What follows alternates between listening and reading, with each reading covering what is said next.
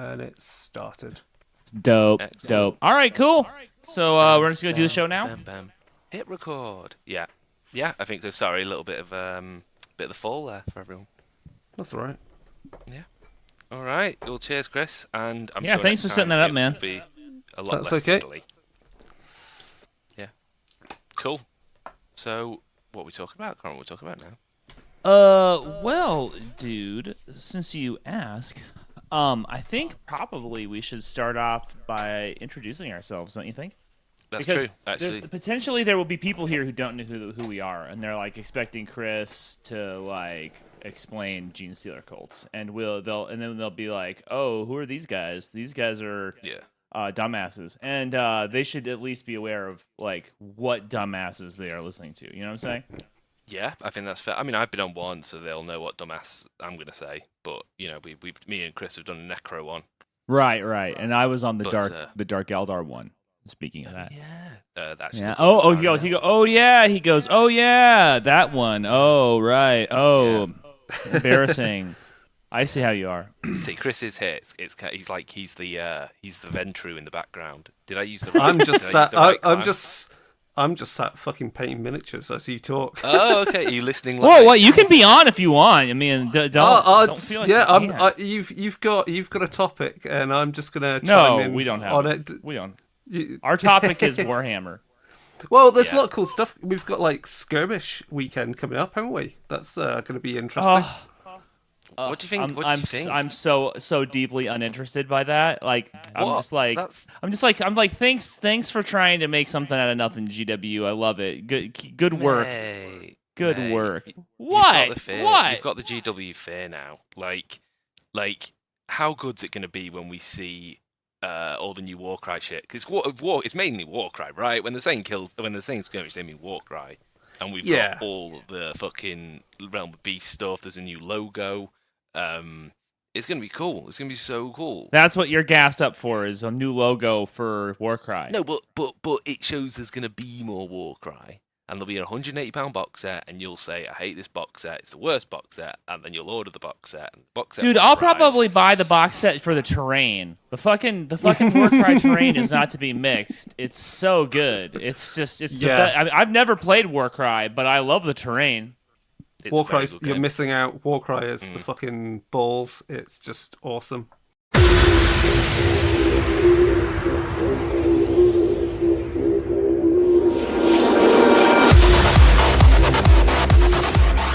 Welcome to the Realm of Fire, where I, Brendan, he, him, and my friend Rob, he, him, drop bombs and braggadocio about Games Workshop games. Content warning. This show is grown men dropping heavy-handed takes about toy soldiers. It's not to be taken too seriously. Also, strong language warnings apply.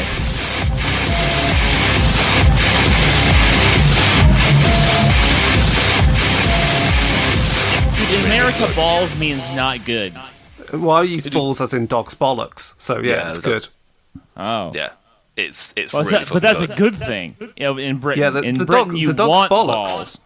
Yeah. Oh. It depends, but you can also say bollocks to that. So it kind of, you know, but the dog's bollocks means the tip top. Have you ever seen a dog's bollocks? I think you guys are confused on the balls situation. It sounds like there's some fucking dissonance about whether balls are something that you want or not. Whereas over here in jolly free America, happy 4th of July to everyone overseas. We're celebrating freedom over here in America tomorrow. Yeah, we're celebrating the defeat of King George. What a wanker! Right. I hate know. that guy. He I is know. my third favourite George. I think. I don't know. Actually, no, he's probably not. Actually, Not We've got George of the 6 of them. Jungle. He's a pretty good George. George of the Jungle. He reigned 1780 Wow. to 1795. George of the Jungle. No, we do have it. So we've got Skirmish Weekend, which is going to be cool because you love Necromunda now, Brendan. You're always like Necromunda is really good. What do you mean now? I love I loved Necromunda back in 18. I was playing the shit out of Necromunda in 18. I was over in San Diego in July of 19, showing it to my good friend Byron Gray. Well, there you go. How can you not be man. excited then? There'll be all the new wacky racers vehicles for all the gangs. Yeah, I guess. I mean, I don't know, dude. I don't know. It'll be cool to see some new Necromunda toys. I hope they come out with some new models or whatever. But the rest of their kind of skirmish offerings to me are just like a big nothing burger, where I'm just like, oh, it's gonna be, oh, they're gonna show us some Underworld shit, and it'll be like some cool models that I will never use for Underworlds. Like, it's just like an ungame. You know what I'm saying? What if it was a Middle Earth weekend? Though, would you be crying? Would you not be able to stand up right now? Yeah, I'd be pretty sad. I'd be like, oh my god, Middle Earth weekend. But I don't know. I also feel like GW is gonna ruin Middle Earth, and then I'm gonna be sad about that. Why do you think they'll ruin Middle Earth? Because I think that they're gonna want to write a new edition, and I think they're gonna try and GW it. I think they're gonna be all like, oh, you know what it needs is like more points and more bigger models. And we kind of already are seeing this, where they're like, oh, let's bring in the Dragon Emperor and have him be like a 200-pound fucking resin brick that does all kinds of wacky shit. And the thing about Middle Earth and that makes Middle Earth good is that it's not that kind of game. You don't have like a glucose model. You know what I'm saying? Right. That You're worried has, about like, the centerpiece model kind of thing. Yeah, because I think that GW has really look. GW knows where it makes its money, right? And when the Avatar of Cain came out for Eldari, for like 2 months straight, if I went on Facebook and started scrolling, it was just Avatar of Cain, Avatar of Cain, Avatar of Cain, right? Because everybody bought one, whether you played Eldari or not. People were buying them and painting them, and I think, and we get back to this a lot, right? Where it's like it's a model company; they want to sell models. And they know that people want to buy these fucking $150 big elaborate models. Those are big winners for them. You know what I'm saying? And I'm super worried that they're gonna look at Middle Earth and be like, how can we shoehorn in $150 centerpiece models? I get that. They're gonna do the centerpiece kind of thing, and you got to get your Kragnos, or you got to get your Sauron or your thingy kind of thing. Yeah. I don't think Middle Earth is. I don't think it's a good environment for that. TBH. No. You know. No. We were playing recently. I played with the Mech Boys and Mech Boys. Mech Boys. Oh Mech shit! Boys. This is a new thing. That's a new thing. They're the Mech Boys. Oh, what Mech up? Boys. I love it. I did wonder what all those energy fields were about. Like we had the biggest thing on the board was a troll. And it was kind of cool. Like, it was really cool that this troll... I mean, the troll got kneecapped in one turn. Elrond just charged it and was just like, fuck you. You know, properly skidded through its legs and took out both its legs. With good roll, like, it was decent rolling, and it took basically all his might. But it was really cool. It was like, oh, shit. Like, oh, no. But yeah, I kind of agree. I like it. It's like the 40k thing where I like it when the biggest thing on the board's a tank.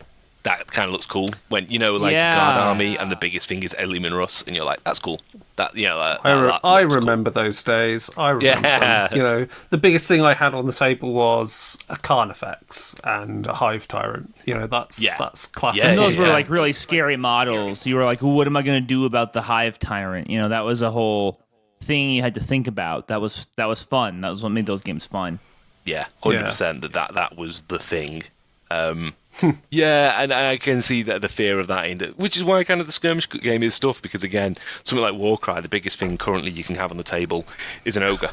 You can have an ogre. It That's isn't the biggest thing you can have. It isn't. You can have a because in Warcry you can also have some of the larger war beasts. I mean, there's whole scenarios about how you tame them.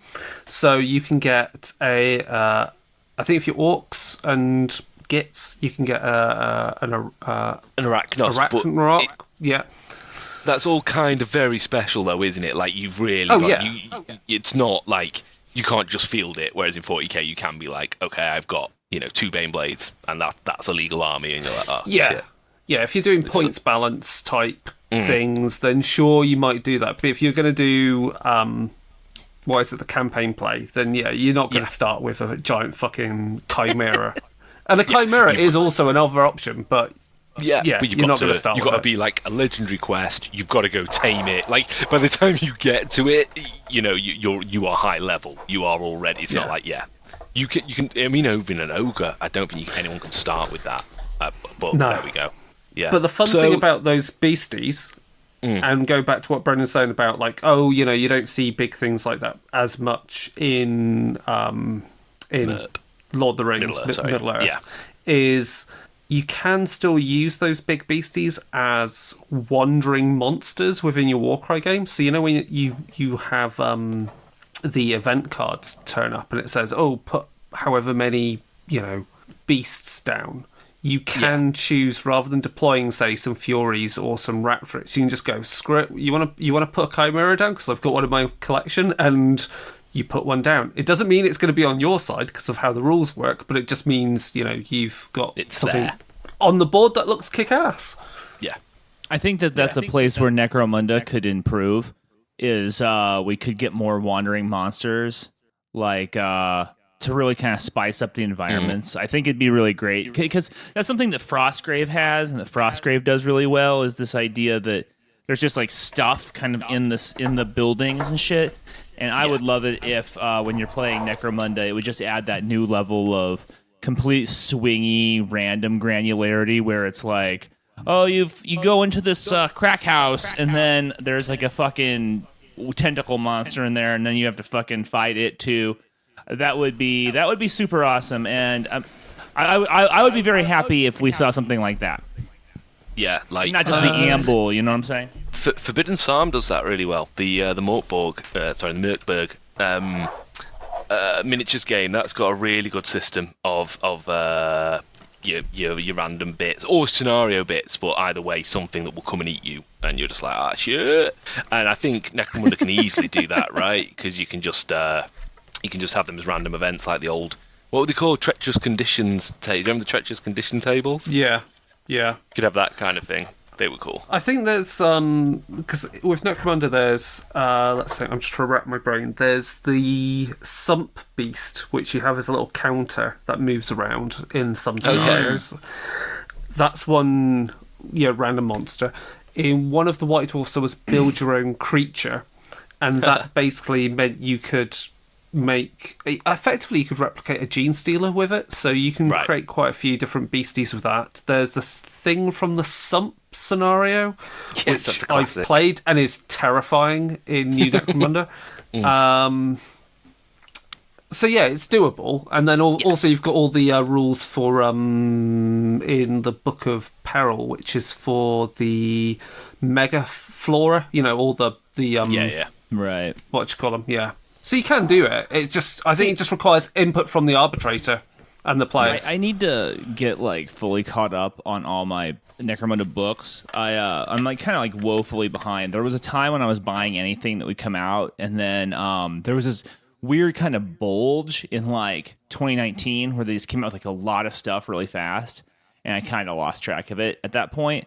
But now that some of these other games, I'm like kind of chilling on some of these other games, I can go back and actually pick up on that collection, and get it really kind of fleshed out, because that's just a great collection to have, Yeah, that's why that's where I am with Warcry at the moment. Like they're the only books I've saved really, because I'm enjoying it. It's cool. It's there.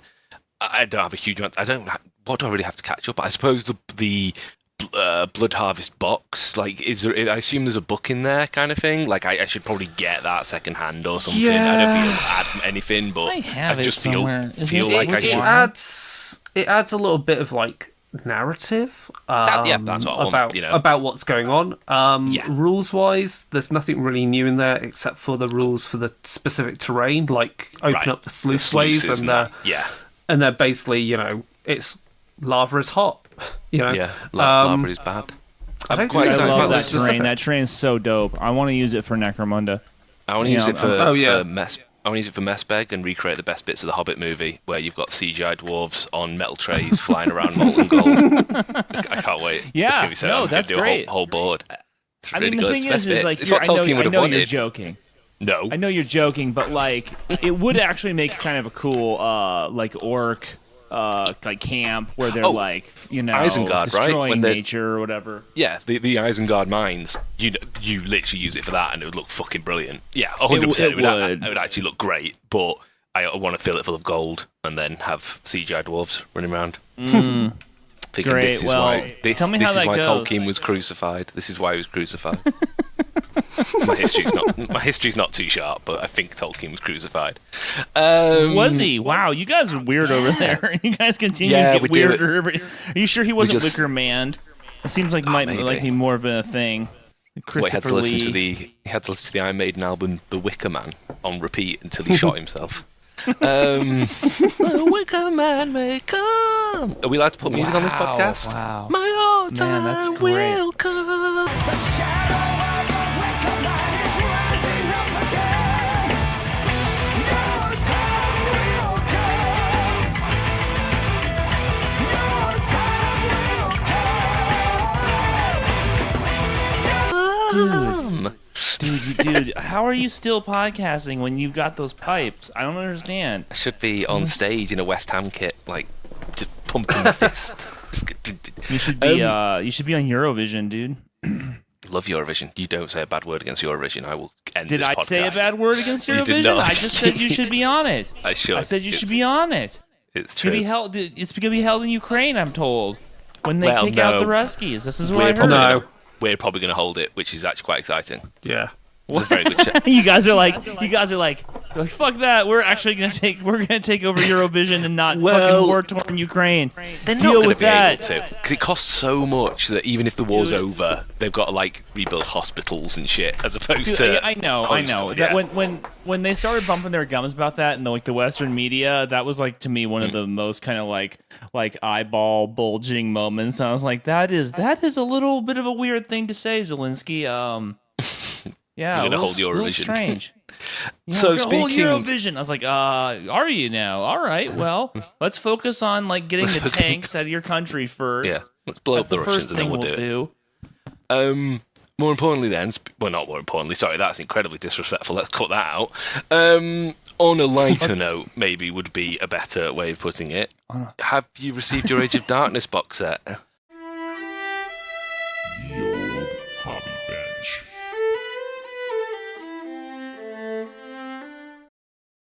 Oh, dude. Well, the one that I ordered from Games Workshop, no. That one is still somewhere. Dude, I swear to God that I oh my God, I can't take those guys, dude.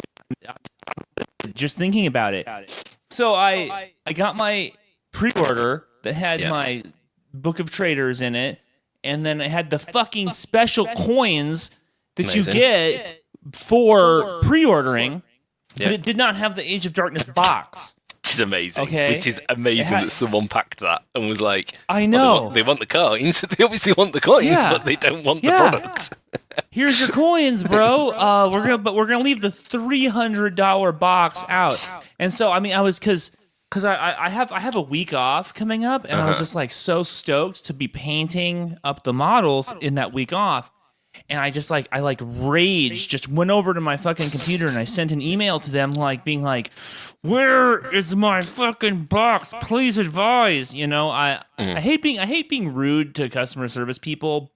That having been said, I'm on my last leg with the GW customer service shit. I'm so sick of it. It makes no sense to me. Anyway. Yeah. So I got one of those fucking emails that says it's like an auto-generated response that says, well, thanks for writing. We'll get back at you in 5 working days, which means I should be hearing from them by Wednesday of this week upcoming. So they haven't even talked to me about the fact that they have $300 of my dollars or an Age of Darkness box, and I haven't received either yet. So. Yeah, that's still going on. I just went out and got another box so I could start working on my toys. Because I was just like, I can't. I'm so pissed. I literally can't rely on them to fulfill their end of it in time for my vacation. So I need to just go get it somewhere else. And you know, the only reason I ordered from them in the first place was because they didn't say that the boxes were going to be guaranteed. I wish it was the coins. I wish I was that trivial. But I was like, oh, they didn't say it was going to be guaranteed this time. So I was like, oh, I don't want to get stuck being like, oh, I can't get the rules and all this shit. So I fucking pre-ordered it from them, and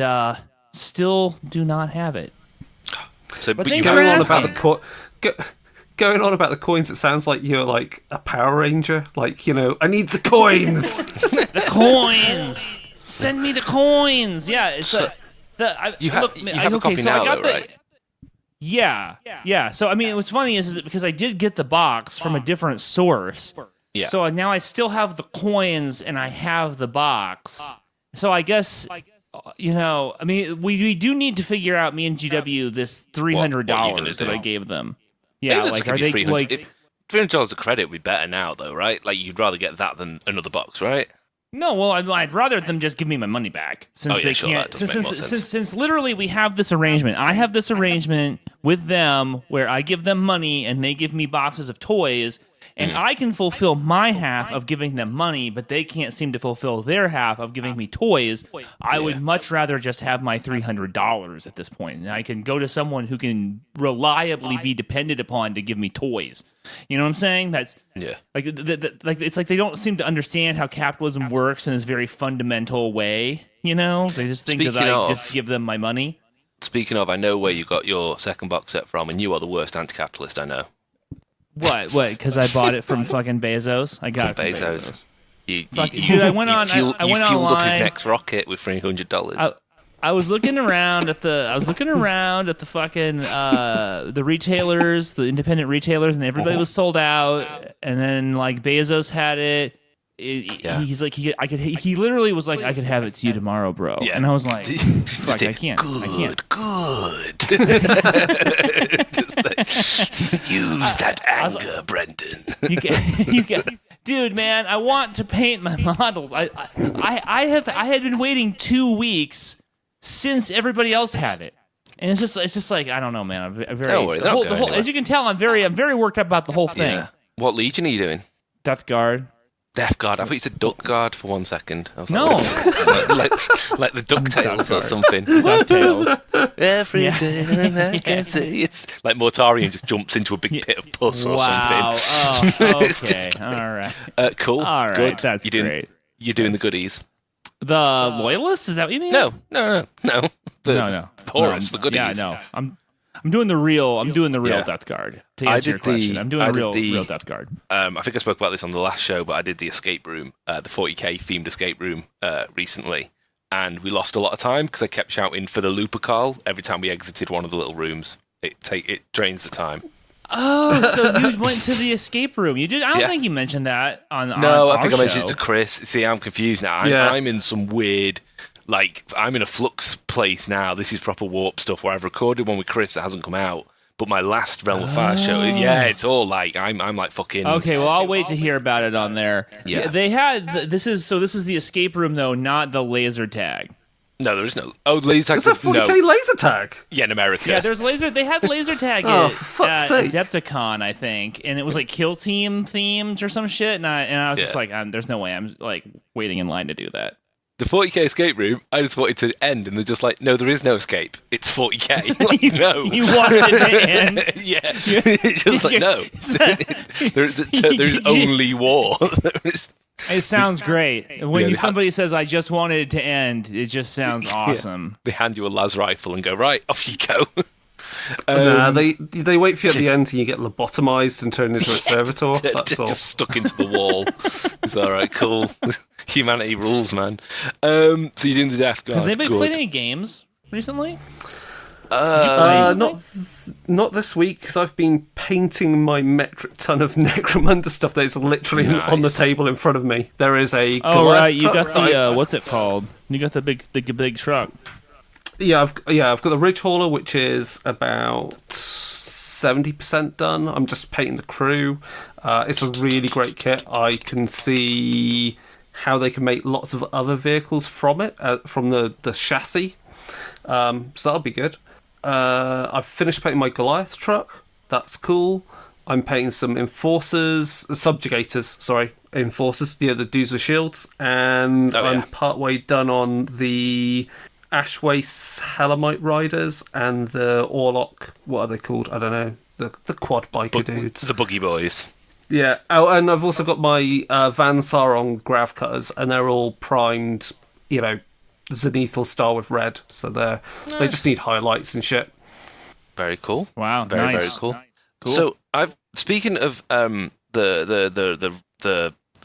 Rad Rider guides, the Van Saar dudes.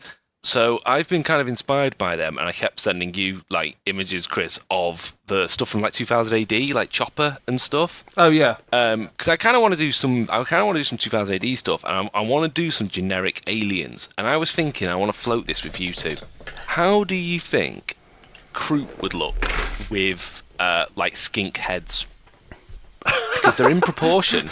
They're in proportion. Jesus Christ. Krieg with skink heads? Kroot, not Krieg. Oh, Kroot. I thought you were doing deathcore guys with skink heads. With skink heads. Kroot with skink guys heads. from Bucky O'Hare. Yeah, that would look better. I think that the Kroot would look better with the skink heads. Do the skink heads do they have separate heads for that kit, or are they? Because when they used to just be part of the body. Hey, good question. I mean, that's, I've not looked this too deep into it. But I kind of just want to make a new alien race. And it feels like the Kroot body is a kind of a good generic alien structure. It's humanoid, but it's a bit elongated, so you can add shit to it. And I kind of was trying to think of... I should really look into the Age of Sigmar range more than anything else. Well, actually, that's where skinks are from. And see if there's something I can sort of bang on just to give them an alien, because I kind of want to do a load of generic aliens versus a load of Cawdor guys and do some Nemesis the Warlock stuff, but that's a future plan. Yeah, do like Inquisitors versus generic aliens. So Brendan, I mentioned Nemesis the Warlock. You need to read this. It's brilliant. It's so 40k, like that plus Judge Dredd is what they were reading when they wrote 40k, and you're just like, yep, I was Strontium Dog. Those three are like the triptych that are Rogue Trader. Like the whole setup of Nemesis the Warlock is he's an alien, and there's a human empire which is entirely run on hate and xenophobia, and run by a guy called Torquemada, and they're all Inquisitors and they're all masked, and you are in fact one of the 40k one of the 40k thoughts for the day is from Nemesis the Warlock, the be pure, be vigilant, behave, which is the watchword for the Inquisitors, but it is literally like the god side of 40k is pulled from Nemesis the Warlock. It's really worth reading, and it's metal as fuck. So is there anything from 40k that's like original, like at all, or is it all just like a series of like? No, I think its originality is it's kind of a skillful mishmash, because I think you can have mishmashes that are shit, like Pathfinder, or you can have mishmashes that are good. And I genuinely think 40k is a good mishmash. I think they had people who stole, but they stole kind of the good shit and worked out how this good shit would fit with other good shit. So you don't have that state. You don't have, like, Jedi wouldn't fit in 40k, right? There's loads of Star Wars influence, but not Jedi, because Jedi wouldn't fit in 40k, other than maybe the Sensei story, but that's, a minor one that's been long dropped. So I think actually the skill of 40k is they went, this is cool, but actually we don't need all of it. We're not going to put sandworms in, but the idea of a God Emperor is cool, so let's take that, and then let's take this. So actually I think the skill of 40k is it is a stapled together zine of a universe, and someone's just cut out pictures from other bits and stuck them together, and then got their mates to draw them, and thankfully their mates are John Blanche and Jez Goodwin and Adrian Smith. So it's like, it's being put together by incredibly talented people. Yeah, I mean, that's a strong case. That's a strong case. It goes back to the thing of what I asked Neil Gaiman at an event before, when he said it doesn't matter if you do come to the same idea or you crib from the same sort of sources. It's about the execution in the end. So, a God Emperor, well, it's like, well, how much of Dune is original in that sense? Like, it depends. Yeah. Like, you can go back all the way to original sources, but it's the interpretation that matters. And I think it's right what you said. It's like mostly, Games Workshop and its, its history of writers and designers. It's how they've done the mashup, the genre mashup that creates something that is in its essence quite original. I mean, if we're going to really complain about someone that has no originality, let's talk about Warcraft. Ooh, the big gun. But no, absolutely. You know, same Star Wars. Star Wars is just fucking Buddhism and samurai movies all stuck together in it. You know, and Lawrence of Arabia. And look, yeah, but it's put together by someone with skill. The first 3 films were anyway. And I think there's something to be said by people who can tell a damn good story, you know. And even if it isn't original, if they tell it well, it's all the archetypes and tropes, etc. Where? How did we get onto this? Nemesis the Warlock. I think I was just crying about something. I was just like, I was bitching as usual. Yeah. So games-wise, I'm trying to think now. I'm trying to wheel it back to miniatures. Played the Mech Boys. Sorry. Well, because Chris had talked about what he was working on, so I just thought I'd just jump in and say, you know, I did 100%. Okay. In the run-up to getting my Age of Darkness box, I did get my hands on a Deimos. Is it Deimos? Demios pattern Rhino. And I thought Deimos. But I'm sure Deimos is fine. It doesn't matter, does it? We all say shit differently. No. Right. Anyway, I got one of the new old rhinos, and I assembled that. That's a very interesting kit, by the way. They got rid of... Remember how the old rhino kit had all these like big pieces that had like multiple points where that you had to glue them down, so you had to be like really skilled about like where you glued and at what time, and like how you held it down so that they weren't like kind of flanging out. Remember that? For the purpose of podcast, I will say yes, but I have not put a rhino together since 1992. Okay. I only put together the original Rogue Trader rhino, and that's it. You know that scene in Scent of a Woman where Al Pacino like is blind and he's like building the 45 blind. You know, he can just assemble it, disassemble it without. That's looking you with at a rhino. I used to be like that with the old rhino kit because I assembled so many of them. There are many rifles, but this is my own. There was like this way to build them so that you could actually get them together right, and then like there was a million little points of failure where if you did something a little bit wrong, like you turned a piece around, which is very easy to do, then the rest of the kit wouldn't go together. But they kind of fixed all that with this one. It means that there's more pieces, but there's less ways to screw it up, if you can believe that. Like, yeah, it's actually a really cool kit, and it's very fun to put together. It's a fun, challenging kit to put together. I also got Mortarion from Forge World, and I assembled him. That is a really fun kit to assemble. Like it is a challenging kit, but in a completely fun way. Like you're sitting there putting him together, and you're like, you're having to use all your hobby muscles to assemble him, but you're not sitting there thinking to yourself, like, why the fuck did I do this? You know, why did I sign myself up for doing this? So I had a lot of fun with Mortarion, but then I got the Age of Darkness box and immediately started to assemble. What I'm doing is I'm going through just the instruction booklet front to back, just assembling them in order. And so I got the new Praetors, right? And dude, immediately I was just back into the sort of like frustrating new GW design where it's like complexity and detail for the sake of complexity and detail. And like there's a Praetor, the Praetor in there with the power axe. His cape is 5 pieces. And they're these kind of like, I know. They're these kind of, because it's trying to make it so his cape is really flowing in a way that they've never been able to achieve before. And you're like, oh, cool. It looks really billowy, I guess. But like, it's these very kind of abstract shapes that don't have like linear kind of planes that click into place like many models do. So you have to sit there in the dry fitting phase and really fuck with them to kind of figure out how this form assembles. And you're like, dude, it's his fucking cape. It takes me like I'm sitting here cleaning these models and dry fitting them and making sure that when you put on the super glue, right, it creates that lubrication on the plane where you can't necessarily even tell where it's supposed to stop. So you have to have that muscle memory already, and you're just like, come on, man, it's the fucking cape, you know? Anyway. Is it Malifaux-esque level of just like, fuck this? I've never really built Malifaux models. Jesus so Christ. But they, you know how the new Necromunda kits are kind of annoying, where you have to like glue the face on, and you're like, why? Why is this happening? You know what I'm saying? It's like Escher is that. such a bitch for that. Yeah, I'm not a fan of the Escher models for that.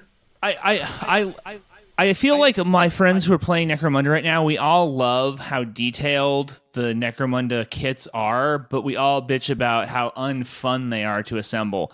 And those two Praetors are exactly like that. They're just like, they look great when they're done. You're like, wow, it's a good looking model. But like, dude, it's challenging in a way that is unfun. You're like, you just sit there thinking like, why am I doing this? Like, could I just be doing something else with my time right now? Yeah. Yeah, so that sucks. Not stoked on that. But they're both done, so now I can move on to the other shit. I've just noticed I can see Mortarion on your desk. He's such a good lad. Mortarion's such a good boy. What do you mean? He's just a good lad, isn't he? He's just good, isn't he? He's just, he knows what he wants. What? And he's just good. He's a good lad. Of all the Primarchs, who's your favourite Primarch, right? My favorite Primarch? God. Yeah. Or Chris?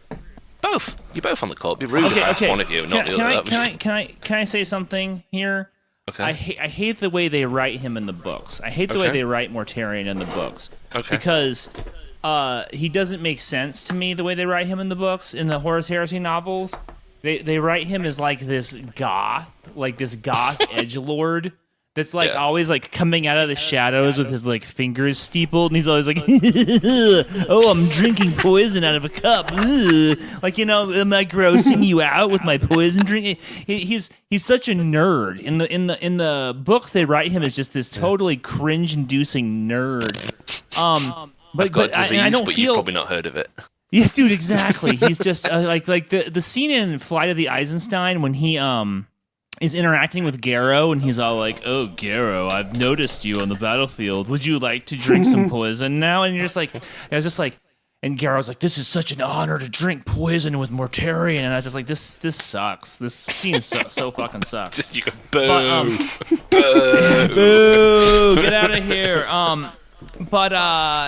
So I end up really liking the way that Ahriman is written. I really love that character. In terms of in the books. Not Primarch. In the what?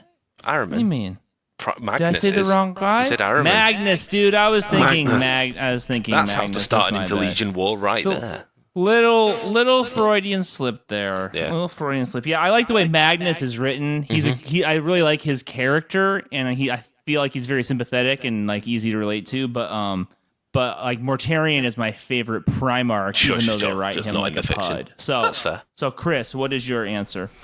I would have gone with Magnus as well. I've not read the novels to really have a view of how he's portrayed, but I think in terms of the plot arc that he goes through, it's the most interesting because he's trying to do a good job and he gets screwed over. Yeah, I think he's a good encapsulation of why the Emperor's a dick. I also like Magnus. Yeah, truly, 100%. Yeah, I like Magnus. Also, I like Bloodraven, so I have to like him. You have to like Zinch. That's why I do like the Thousand Sons as well, because you have all the Alpha Legion players all being like, "Teehee, we play both sides. We know all the plots." And then the Chosen of Zinch are just like, "Yeah, sure, yeah. You're the ones who are behind the scenes. We're not the ones who can see the future and the past at the same time. It's you boys." Everybody's hating on Alpha Legion right now. I feel like the Alpha Legion suck. I feel like they kind of had their moment. You know how everybody gets like when a Legion turn hit. being When like Legion the hit, popular everyone was Legion. like, "Shit." Now they suck. I hate them. Yeah. Which is the best Legion to paint, though? Like, Iron most Warriors. interesting one to paint. Iron Warriors. Boom. Lead belcher spray. Don't go home. Done. Well, hang on. You didn't say what your favorite Primarch was, though. Oh, me? Yeah. So, we know it's not Alpharius. No, it's not. Or do you know what? We know it's not Alpharius. In terms of the book, so the best one is Angron. The best one is obviously Angron, because he is just Angron balls is to the pretty wall dope. mad. But I like his sort of class warrior thing, like his background, where he's basically Spartacus. So that's kind of cool. In the books, I've been listening to the Siege of Terror books, and honestly, I really like Perturabo. I think Perturabo's actually kind of like solid. He's just like, okay, you gave me this job to do. I'm doing this job, and then Horus would be like, but don't forget about the demons. And he's like, oh, for fuck's sake, I'm just trying to do this one thing. Like, he's the frustrated middle manager of the siege. He's just trying to get shit done. I just really like Perturaba. I actually think he's kind of sound, and I like that he sticks to his guns, where he's just like, all my brothers who went to demons are dickheads. Like, but stick to his guns. You said stick to his guns. Nice. But the best is obviously because he turned into a gun. That's like why I said like that. Megatron. Like Megatron, yeah.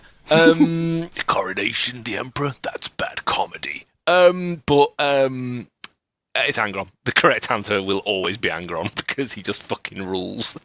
Like in the Angron books, is pretty dope. Yeah, they have to literally restrain him on a Night Lord's ship because he will just slaughter every other World Eater, and then they're just like, we need to drop Angron fucking miles away from the rest of the army. Just like, he's just a weapon of mass destruction we need to drop into the middle of the Loyalists, which is just great. I'm listening to the Outcast Dead right now. No, and no, it's so bad. Dude, I'm so glad to hear you say that because I was worried it was just me. I was like, oh man, why does this one suck so bad? It is not good. And it starts off being this kind of interesting story where you're like, oh, I guess it's about like regular psychers or something, and it's not really going to be about Space Marines. And then you're like, seriously, hours into it, and then all of a sudden it turns out, no, it's actually a prison break about Space Marines. And you're like, oh, okay, I don't know why we went through literally hours of other characters doing other things, but fair enough. And there's a couple World Eater characters in it, and they are awesome and hilarious. I just love how they're always like, whenever they see a gun, they just spread their arms and yell, the Crimson Path before the Iron Collar. And you're just like, I love these guys. I love that. I just love how straightforward they are in their thinking about I'd rather just get gunned down in cold blood than spend another minute in prison. It's great. Yeah, the World Eaters are cool. I genuinely think, yes, they can be seen as one very dimensional thing, but actually they're really cool. Like, they're a really cool legion. Like, they are. Yeah, genuinely. Yeah, got a they're lot much to them. cooler. I thought they were lame when I first kind of got into the heresy material because I was like, oh, everybody plays Khorne Berserkers and Berserkers are lame. I remember back when Khorne was like the flavor of the month, like Chaos Army, and everybody played Khorne stuff all the time, and so I've always kind of rolled my eyes when I see World Eaters, but they're actually a really cool legion. Yeah. They're much more fun and flavorful than a lot of other stuff out there. Yeah, 100%. And I also really want to do a Praetor who's the fucking Lord Humongous from Mad Max. Just because, like, he is 100% a World Eater in the Unification Wars. That's, like, totally what the Lord Humongous is. Hey, you got those Goliath bits, dude. Yeah. Put those on. You still got those masks. I put a Goliath head on one of those Praetor models because the guy with like the dumb steampunk mustache who looks like his name should be like Bartholomew Stormweather or something in AOS, and he's like, help me, and you're like, okay. But I want to see that. I want to see the dude with the Goliath head. Like, show me a picture of that because that's what I kind of want to do. I'll send you one over. Thank you. I want to do the Mark 6s with Goliath heads because I think they would be just perfect World Eaters. So which is the best legion to paint? Sorry, yeah. Which is the most fun? What's the most fun one to paint? I said that. It's Iron Warriors, Chris. Get over it. It's done. Fuck off. Is it Iron Warriors? No, it's not Is Iron fun Warriors. meaning easy? Is fun meaning easy? No, Are fun you as also, in- is Necrons also the funnest thing to paint? Fucking love Necrons. I think Thousand Suns. I think Thousand Suns would be a really fun one to paint because I think you can do a lot of interesting effects with the red metal. I think you can. Yeah. How far you zinch them is an interesting thing. You could really do a lot of weird warping patterns and stuff. I think Thousand Suns could be a really interesting one to do. Do you think it's a bit easier now with the new contrast paints that are out as well? Because there's a few colours in there which are clearly like, these were designed Legion for colours? Horus Heresy. That yellow is just looks mental. Right. I was actually talking to my buddy Alex today, and he's the guy who wrote the theme music for Full Metal RPG back in the day, and we were talking about painting red and how much easier it's become. Like, it used to be that like painting a Khorne army or a Blood Angels army or something was just like this exercise in frustration. Like, why would you ever sign yourself up for that? But it's gotten so easy that now doing like a red T-Suns army, it doesn't just sound like not only doable, but it actually sounds really fun. I think that T-Suns would probably be on my short list also. I mean, there's this part of me that wants to say like Word Bearers would be super fun, just because like they get Galvor back, and then they get that like they get Argyle, they get that weird Contemptor Dreadnought with like the teeth and stuff, and so there's more textures that you get to paint, and like painting more textures is always more fun than when you're just painting Ceramite like again and again and again. But then their colors are kind of weirdly disappointing. You know, that kind of dark scab red and silver. It just to me it's just not exciting. Like it's just I've had really like that. Especially because that's really easy to do. If you lead belcher spray and then Flesh Terror red contrast over it, you get a really nice metallic red. That's what I've done my Necrons in, and I actually really like the look of that. So, fair enough. I think, yeah, okay. I like the idea of genuinely painting a World Eater Legion in their white colours and then hitting them with an airbrush from the front of Blood for the Blood God. And just like spraying the front of all of them with gore and just being like, right, there we go, and that's them after their first action. I'm interested in I think Space Wolves in Horus Heresy always look nicer than Space Wolves in like their Codex color when they're like when they're actually properly grey rather than I don't know what you describe They're pretty much turquoise by the time it hits fucking the 41st millennium. They're horrible. I really dislike I suppose it's meant to be like ice, isn't it? Like ice grey, but it's shit. When they're like standard grey, they look cool. They look really, really cool. And then they absolutely fuck them. And then they're riding around in their ice armor, riding wolves. They look like, do you remember Visionaries, the old toys? That's what they remind me of. They always look like Space Wolves are riding around on their battle toys. Those are the guys with the holograms? Oh my god. Space Wolves are just visionaries, like they're riding around on their battle animals, and they've got like battle pack with extra damage, Logan Grimnar. Like they just suck in the 41st millennium, whereas I agree, they actually look kind of cool. And again, you can paint them and then spray them with blood and be like, yeah, they've just been on a mission, and there's a that world's compliant. Visionaries, the war game.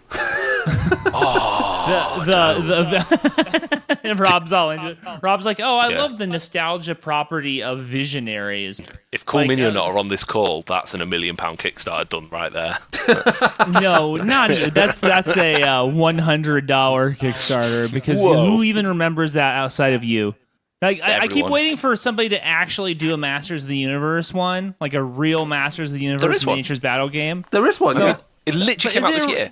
Literally came out this year. A board game. I thought that was a board game. No, there's another one. No. Yeah, it's like more like Warcry than anything.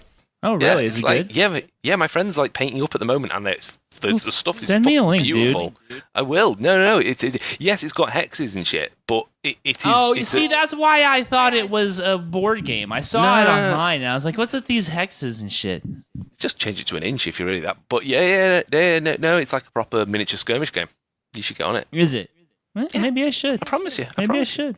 I have some of those knockoff models that some guy in like Slovakia or something like made. I bought those online a little while ago. They're sitting in my pile. I legit think painting, I don't think they'd be fun to paint, but I think Heresy Dark Angels look fucking brilliant.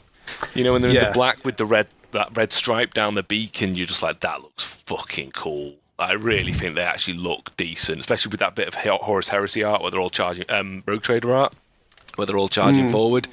I actually think Dark Angels, if I had to do a Loyalist chapter, I would do Dark Angels, I think, and ignore the books. I do love the new Dark Angels color scheme, but I just can't get over the whole like we're knights in space thing, and like the way that they have all the fucking feathers on their hair and or on their helmets and shit. Just I think it just looks so dumb. Like the 41st Millennium ones. Or no, the heresy ones, man. The heresy ones, I think, lean way more into it than the 40k ones. Yeah, because 40k ones, you got the whole Deathwing thing. There's this dude who, and he's like part of the 30k headset, and he like literally has like this like iron headband. Oh, and he looks so dumb. He just looks like he just looks ridiculous. I like that you bought this box set and you're just like, I fucking hate all the heresy. What? Heresy. No, I don't. I love the I forgot heresy. who even. Are you doing Death Guard? Are you nurgling them, or are they going to be pretty militarized? Like, are they not? No, they're no. Yeah, I'm not gonna. Yeah, because that doesn't happen until like right before the Siege of Terra. So they're gonna be just hardcore infantry grinders, man. I'm probably gonna play the Creeping Death Rite of War because I loved Creeping Death in first edition. I thought it was so cool, but the Rite of War didn't really actually do anything. So now it's actually the shit, and I'm just gonna play Creeping Death. Just tons of chem weapons, man. Just You can't we see don't me. give a fuck. I've got my hand up. What's a Rite of War, please? Oh, a Rite of War is kind of like a tactical kind of stance that your character, your army kind of takes on, and it means that you have to take certain types of models, and that other types of models are prohibited.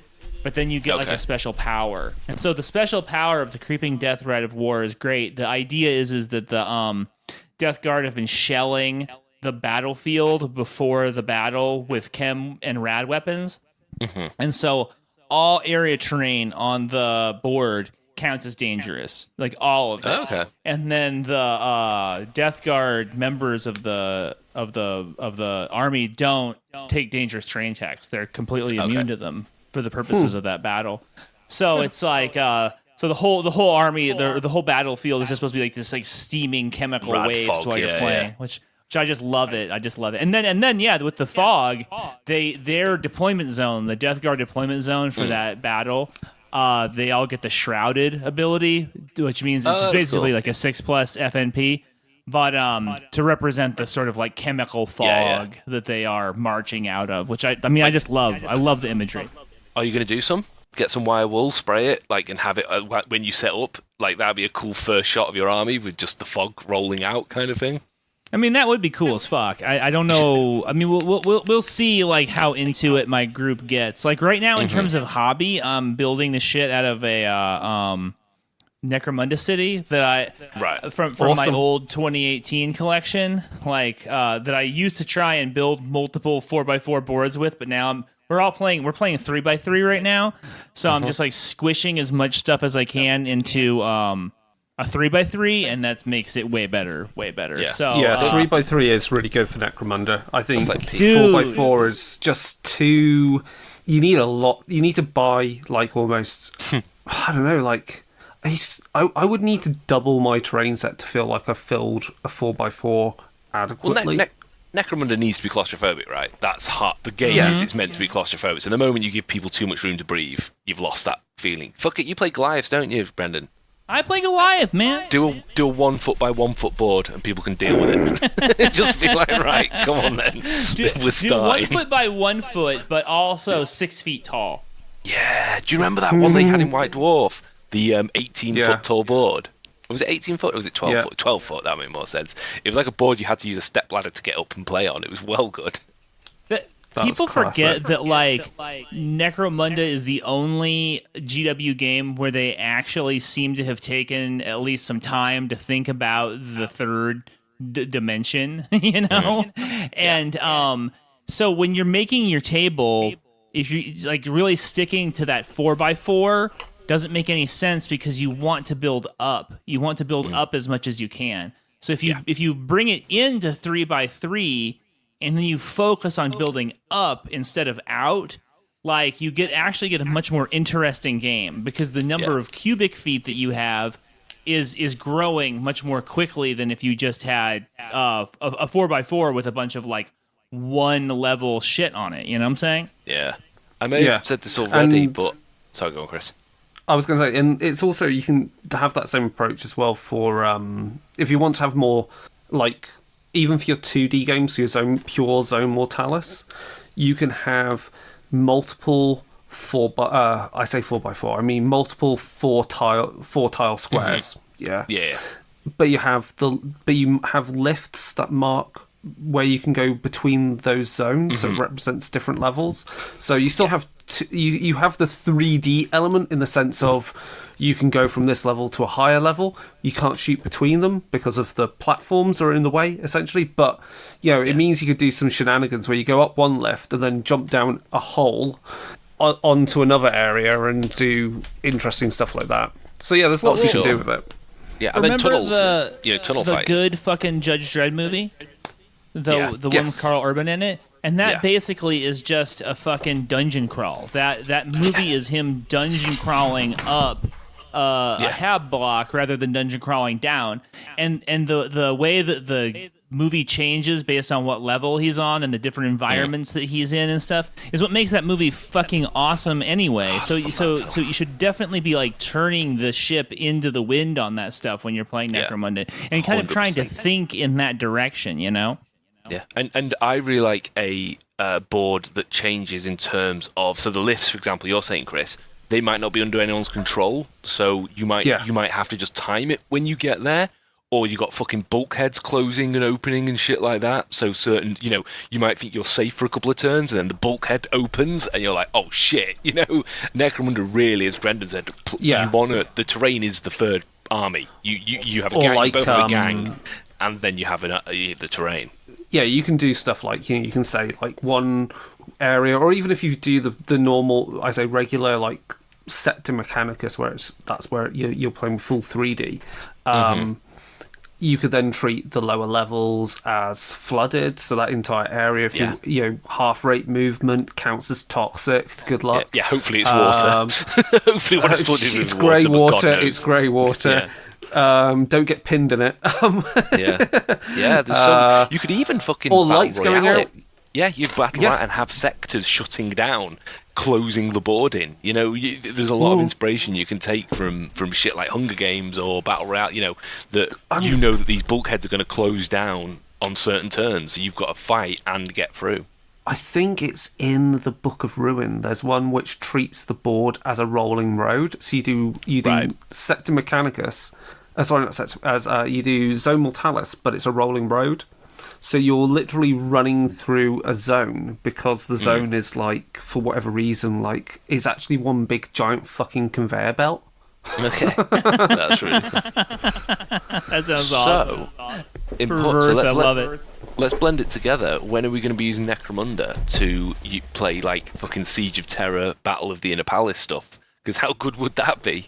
Using like absolutely dense terrain and shit with the Starties blowing the shit out of each other. Say that. On Warhammer Community, there is a download to play Horus Heresy with Zone Mortalis. Is that on Community also? They put that in White Dwarf. No, that's on Community to download right now. Huh. Nice. That's cool. But I also want the Hive Scum and the Hive Gangers because I love shit like that. Like, the best bit of 40k lore, I still think, other than the original Wayne England Siege of Terror story, but blah, blah, is the bit in the Second Battle of Armageddon where the fucking Hive workers are defending Hell's Reach Hive and they're like fighting in the tunnels, drugged up with knives against Orc commandos and shit. Like, I love that shit. When it's like fully desperation, that's what you want to do in Necromunda. And I'm guessing the new kill team's going to be all about that because that's obviously going to be on the Skirmish Weekend, the Space Hulk kill team. Yeah, that'll be there for sure because obviously they want to push that. It's going to be a Space Hulk style thing. I'm guessing Votan lads, but do you think that's what the terrain kit will be in there? It's going to be it'll be some like mat, like the paper mat, and then a whole load of Zone Mortalis walls. Yeah, like tiles. Like you think it'll just be tiles, so you just like lock them together, and it's almost kind of like just random. Like you have to roll on a table and it tells you what to put on next, and it tells you how to populate it next. That would be kind of cool. It'd be cool. I don't think so. I reckon it's going to be more like the Rogue Trader Kill Team box set, where you get a floor plan that has a ship or whatever, and certain doors to fill in or stuff like that. That was fucking garbage. That shit was garbage. I mean, hopefully, if that is the way that they do it, then I hope that they do better because that was the only focused. The only thing I got from that, I bought the I bought separately the Rogue Traders, team out of it because I wanted a Rogue Trader. They're cool, but the board, no. Yeah, the miniatures that fucking board stunning. was garbage. Like, if they did those miniatures as a box set, like, you know, like a start collecting or whatever, I would be all over that for the Nurgle ones, because I fucking love those Nurgle miniatures. I just want to mix them in with shit. And they're like $80 online if you want to get like an uncut sprue, and it just kills me for both of the what are they called, the Rotborn or the Void Nurgles or whatever, and the Euclidean Starstriders. It's like those are just such great kits, and I don't know why they released them essentially as this splash and then have just left them out. I mean, God, it would be so cool if they brought them back. I would buy them up. They're great for fucking Kill Team, man. Like, if you were to run the Euclidean Starstriders as Venators or as Outcasts, I mean, that Outcasts book. Do you guys have Book of the Outcast? I'm sure you do, Chris. I do not. Yeah, but dude, that book is so fucking good. It just completely unlocks Necromunda. As like it's basically, if you have that book and then a bunch of the House of books, you have like a new game. It's like a different game that also uses the Necromunda rules. I love it. I absolutely love it. What do you think of the sort of even more corrupt Enforcer rules that they put in White Dwarf? I thought they were really fun. They put in like county sheriff guys, right? They're like proper, like, so basically imagine. Go on, Chris. You explain it. It is basically it's enforcers, but you don't have normal access to the enforcer war gear, I think, and so it means you have to trade like any other gang. And then on top of that, you can deputize scum. So you've got deputized scum who obviously don't have the enforcer war gear, but you know they're your cheap underdogs to send in. So you can really go like, you can just go really, I guess, how it is in the US to a certain extent. Where I'm going to deputize you out of the ash waste. We got some varmints to kill. That's it's sad because it's true. It's literally like guys who have been dumped in a police station. It's like, okay, you guys are the law now. What you could do with it is do some fucking Apocalypse Now Colonel Kurt shit, where some some subjugator has become the law and fully gone off the deep end, and you've got to go in and blow his head off, kind of thing. Dude, I think that sounds great. I think that just sounds super great. I love how the more Necromunda books come out, the more you have this incredibly detailed, incredibly gritty, incredibly diverse crime game. It's more than just, oh, hey, it's, you know, warriors, they're beating each other up in the alleys. It's this huge, sprawling crime opera of a game that you can do anything with. You can do the Shield with it. You know what I'm saying? I love it. I love it. Yeah, I love the idea of doing it super small, like 3 to 4 players, 3 to 4 figures, which I know a lot of these scenarios are for, but I really do like zooming into that level of starting a gang from the very bottom. You know, you literally got 3 or 4 kids who are like, yeah, we're going to become the gang, you know, and you've got to pick it up from the very bottom. I reckon that'd be pretty cool as well. I mean, definitely do that. You just halve the amount of starting creds. Just go, here's 500 creds. Have at it. Do a shitty gang. I think my current my current Goliath game is 6 models, but one of them is the Zerker. I'm trying to get that Zerker to work for me in a starting gang, and we've been doing some practice games over here to kind of get our like feet underneath us before it starts to count. And that model is very difficult to use. That's like, you know, you look at the stats and you're like, yeah, he's just gonna really wreck face, and then you put him on the board and you're like, maybe I'll trade like one model for him, you know? Is he the big boy who is a pretty shitty model? He's got like a little weenie head, and he's yeah. They did a bad job for him. He needs a welder's mask or like a Master Blaster style thing. There is actually a model from RTLW that I know you don't like, and I will admit at this point, Rob, that since they've been kind of upping the stuff that they've been cranking out, the quality has gone down in terms of the sculpts. They're still very good resin and stuff, but I do feel like they've kind of exhausted themselves creatively in a certain way. But there's they have a Zerker model, and that's the one I use because it's much better than the Forge World one. Yeah. Hey, I put together some Orlocks thinking about it. I've started my own collection. I'm going to do Orlocks, and I've decided to paint them like the enemy gang in the Warriors. You know, the fucking come out to play gang. I'm going to paint them in those colours because they've got like the denim battle jackets and everything. So I'm like, yes, they're going to be fucking New Yorker gangers from the 80s. Nice. I bought a couple pieces from Artel because they actually have a cool kind of like subcategory on their page that's called like Outsiders or something, and they're obviously kind of like cyberpunk-ish criminals, and they fit in super great, especially with the expanded kind of like allies and stuff who you might like hired guns and allies. And so I bought a couple of them, but then I actually cracked open one of those Stargrave boxes of like Stargrave crew, and I used them to build some guys, taking some additional GW bits that I had and hanging the bits off of the I think it's North Star minis or whatever, those plastic kits. Yeah. And you know what? Those kits, dude, actually paint up real nice for just like for like Hive Scum. Because North Star GW do like good shit. What's that? North Star do some really good shit. Like their quality has really shot up since they did like the cult guys for Frostgrave were like the watermark, and then everyone was like, actually, these guys can paint. Can create, and they really have some really nice stuff. I'm a big fan. And the fact that GW kind of like let their Outcast Gang Hive Scum kit just kind of go out of print, it was kind of weirdly. Yeah, that's weird. I know that kit was basically out for like a weekend, and it's just What gone. was it? It's like how many in there? Was it like? Did it make 12? 16? I think it was 4 because you can still buy them in 4s, right? But I think it was 16. No, not off the GW page. You can find the ones that are 4s like at independent stores. I bought one off the shelf, but they're not on the GW America page.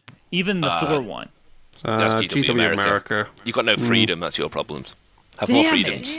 Have more freedom. We're celebrating our freedoms tomorrow. We're celebrating them. That's tomorrow. They'll be out tomorrow. We're then. Celebrating freedom, man. Got freedom. Do you guys still get them over there? Yeah. I'm having a look. The Outland? I immediately went on the House Out. Oh, look. I'm pretty sure because last time I was in Warhammer World, they were on the shelf. So let me have a look. Definitely saw it on the website the other day. Yeah.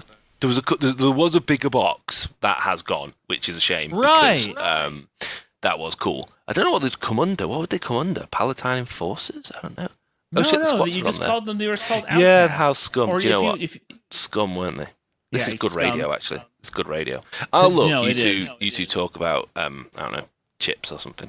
So, Brendan, what dip do you have with your fries? well, okay. Yeah, I you can still buy them. ketchup, Hive Scum, there's 4 for £12.50. Still buy them at GW UK. but only 4. Yeah, only 4. The box set's gone, and that was half the price. Like the box set was like 25 quid for 16. Like it was a really decent. Yeah. The North Star box on the for crew and not the troopers one. The troopers one I don't think is very good, but crew and mercenaries, you can use the bits in there to make some really good pieces. And then you just take some of that junk that you don't necessarily want to hang off of like literally every single Necromunda model because they start looking a little bit busy, and you kind of put that on those North Star guys and they look great, man. Nice. So let's finish up on the dip question. Brendan, what do you have with your fries? Okay. So I have ketchup primarily, but if I'm feeling like a little bit kind of coloring outside the lines a little bit, kind of fancy and fun, I will have mayonnaise. What about you? Chris? Ooh, I'm kind of the same. Yeah, ketchup or mayonnaise is always good. Hell yeah, son. Love it. Oh, no, you're not a mayonnaise guy, Rob? No, mayonnaise is fucking rank. Dude, get away from me. Shouldn't do that. Although I've got some smoked garlic mayonnaise, that's pretty good. No, I'm a brown sauce, or if it's chips from the chip shop, it's gravy. Chips and gravy, really good. Dude, what the fuck is brown sauce? It's kind of like barbecue, but less sugary. Imagine a more tangy barbecue sauce. I think that's What's the closest. in it? Brown. We go to Wikipedia. Brown sauce is brown sauce. essentially it is tart or sweet peppery taste similar to Worcestershire sauce. Blah blah blah Vinegar? blah I think there's blah vinegar blah blah blah blah blah. It's I'll send you a some recipe Brendan. it's apparently a sauce for steaks composed of ale, wine, ketchup, black pepper, and butter. Appeared in 1843, which perhaps shit. is a precursor to it. There are some other ones it? as well. Okay, Brendan, I'll send you next time I send you something. I'll put in a bottle of HP sauce. Don't tell Yeah, customers. so you guys call it HP sauce. That's the biggest brand. You know how like some people call ketchup like Heinz, like HP is the biggest brown sauce, but there is other ones. But if I went to the Probably store, are if I went to here's some knowledge. Say I went to Tesco, and I was Nice. like, I went down the aisle, and there would be a section for brown sauce, and it would say that on the bottle. It would say brown sauce. Yeah, you'd get like HP brown sauce or Dude, Daddy's is- brown sauce or Daddy's, yeah, it's classic. called Daddy's Daddy's is classic. brown sauce. What You the don't want fuck? Daddy's- That you don't want sounds so weird, man. I'm sorry. You don't want Daddy's brown sauce in your mouth. sauce on food, huh? you put it in your mouth. You put Daddy's brown sauce in your mouth. Jesus fucking Christ. This is why Should we probably- left. Yeah, we should This probably is why finish we now. had to get our freedoms. We had to get our freedoms from this, man. Jesus We've been through this, Lord. Brendan. It's because you had aristocrats who wanted power, didn't want to pay any tax, and still wanted to own slaves. That's why you got your freedoms. Yeah, that's not what I learned in American public schools, Rob. Stop indoctrinating me with your socialism Does that that you count have as race over there. Is that critical race theory? Nice. The hot Rob, takes never end. you forgot the part where a bunch of philosopher kings dreamt of a new world and were prohibited from creating it by the petty tyrannies of King George. And they were like, let us engage in the greatest philosophical experiment ever, an experiment called freedom. We shall name it America. That's really what happened. We should have music on in the background. Should we have the Star Spangled like playing in the background or Old Glory? That's or what they something? told me in grade school. In grade school, growing up, and then you get to college and you realize that was all bullshit.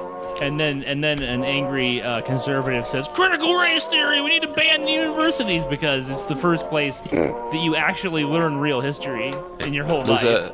There's a museum in Montana called the Miracle of America Museum, and it's about the miracle that is America, and it's fucking wild. That is a place to go, and I recommend that. It's just outside Butte, Montana. I recommend Sounds it. awesome. Sounds awesome. Next crazy. time you're in Montana, let me know because I'll fly up there. We'll do a show from there. That would be great. Holy shit, that'd be well good.